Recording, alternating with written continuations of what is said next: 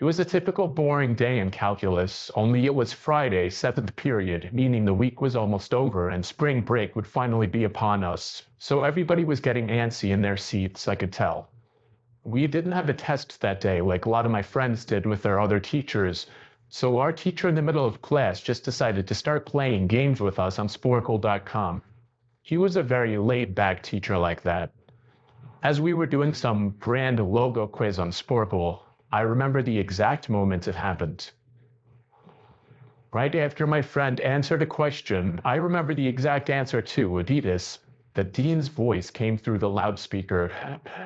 He sounded panicked and frantic as he told all the teachers this was not a drill and to go into lockdown. I actually got the chills, and I got goosebumps on my arms as our usually laid-back teacher too seemed panicked as he ran to turn off the lights and ushered us to the back corner of the room. We all sat in silence for about 2 minutes, and then the usual buzzing that came from a panel in the back of the room ceased, indicating that the school must have cut all the power. We all looked at each other, realizing this must be serious. A few more minutes of waiting later, we heard a man screaming at the top of his lungs coming down the hallway. 2 girls in the class actually started crying, which made all of us even more scared. As the screaming got closer to the classroom, the lunatic-sounding man started banging on the lockers while screaming, "I'll kill all of you." It was at that moment that I started to fear for my life. My teacher shushed us as we all looked at each other to see our peers' reactions. The banging then moved from the lockers to our classroom door. And that's when one of the crying girls screamed no. The banging on the door only grew worse as the man started screaming, "Open up." 2 of the girls in the class were crying out loud now. It felt like an eternity that man was pounding at the door, but eventually he finally continued down the hallway, screaming like a mentally insane person until we could not hear him anymore. I'd say 10 minutes later, though it felt like half an hour given the situation, the dean came back on the loudspeaker explaining the situation, which was surprising for him to do. He explained that some apparently mentally unstable person entered the building and assaulted the woman sitting at the front desk, causing her to flee the building screaming, and staff wasn't sure if the man was armed or not. Now, this was before the school had cameras or could afford proper security, so the school was wide open to something like this happening. The staff had done a sweep of all the hallways and classrooms and couldn't find him, so the dean instructed the teachers to resume teaching but to keep all the doors locked and to not let any students leave for any reasons. The most disturbing part, however, is that one of the janitors working the night shift found the man sleeping in one of the storage closets near the back end of the school, and according to rumors that were spread by my peers, sticking out of his pocket was a .44 Magnum. The janitor must have done something stupid to wake him up, for example, leaving the closet door open, because by the time a police officer could arrive on the scene, the man was gone. My entire class, as far as I know, to this day, has no idea if this man was ever found, but I like to think that right now, he's being given the proper help that he needs. My school has 2 lunch periods. First lunch period is for all 6th graders and some 7th graders. The second lunch period is for the other half of the 7th graders and all 8th graders. The lockdown happened in the beginning of October. The day the lockdown occurred, it was overcast and rainy. During the first lunch period, I heard 4 loud booms. I personally thought it was thunder, but the entire lunch crowd started screaming.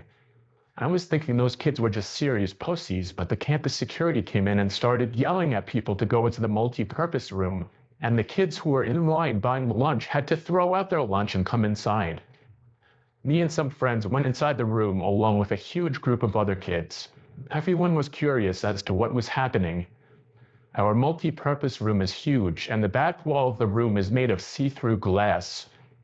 When me and my friends were rushed inside the campus, security was covering the glass with the curtains, and there were adults at every exit. My friend Eric was curious, as well as the rest of us, so he asked one of the adults what was going on. When he came back, he said, "You know how right in front of TMS there's those houses?" I replied, "Yeah." There's this mentally disabled, crazy man that barricaded himself in front of his house, and he's threatening to commit suicide and kill the cops if he's evicted. He was walking around outside of school watching kids in a weird way, Eric told us. It turned out the man was also a registered sex offender, making matters worse. We were stuck in the multi-purpose room for a whole hour, taking up 2 periods. After the whole thing was settled, we were escorted to our classrooms one by one.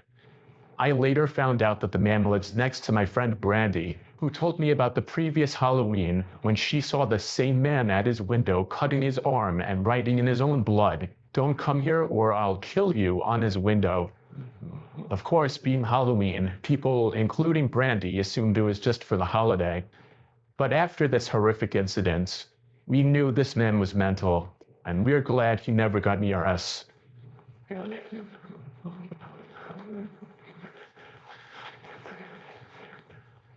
I'm 22 years old, fresh out of college, and I recently got a job at my old high school as a sort of computer intern in the school basement.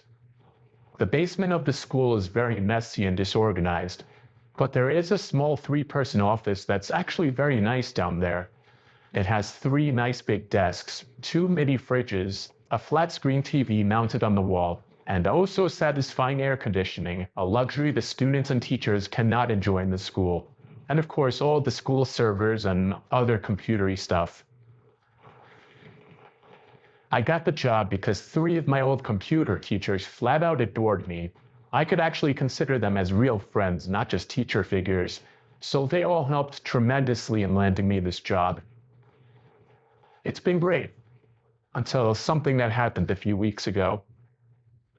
My 2 coworkers that shared the office with me, Dave and Gary, weren't in the office at the time. They were upstairs working on papers or whatever.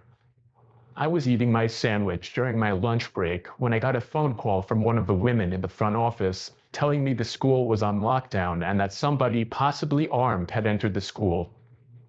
There wasn't much that I could do other than turn off the lights because, surprisingly, as nice as this little office was, it didn't have an actual door to it, just a big opening, and the door to the whole basement didn't even have a working lock. For my own safety, I did turn off all the lights in the office and my computer screen.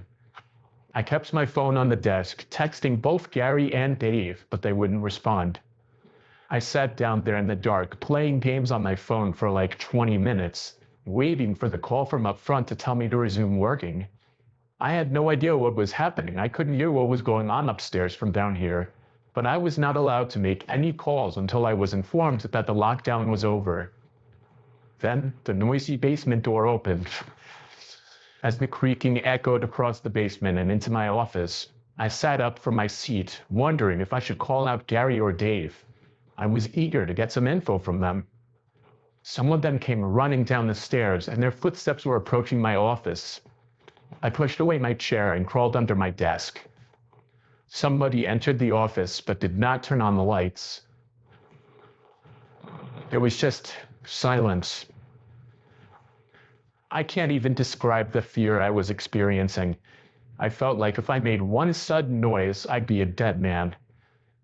Suddenly, my phone dinged as I got a text message.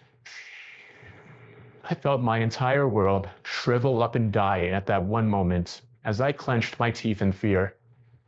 Footsteps suddenly moved closer to me until I finally dove out from under the desk in capitulation, begging whoever it was not to kill me.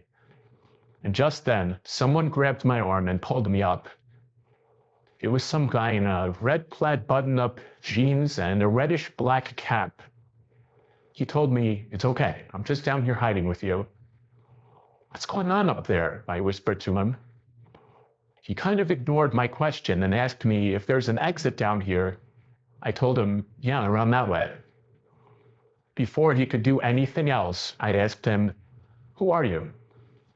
There was a brief moment of silence before he started explaining he was coming in to pick up his son when a teacher told him to hide. After his explanation, I checked my phone and saw the text I received was from Dave. It said, "Dude, this is fucking crazy. Some guy with a gun shot Mr. Buckley. He's wearing a red shirt and a hat. Whatever you do, don't come upstairs." I was about to reread that text out loud to the man until I realized. I looked up and felt my stomach sink. The man seemed to catch on to my suspicious stare. Panicking, all I could think to do was to run for the upstairs. A gunshot echoed through the basement, and I could hear the bullet ricochet off something metal in the darkness. But thank God the bullet missed me, and I made it upstairs. Fortunately, police were waiting at all exits, including the basement exit, and caught the man the second he opened the door. More good news. Our teacher, Mr. Buckley, survived the gunshot. It was later determined that the man and Mr. Buckley had some beef for whatever reason, but that was never revealed. All we know is that Mr. Buckley couldn't have done anything that would have warranted this kind of reaction. And I know that the sound of that gunshot will forever echo in my mind.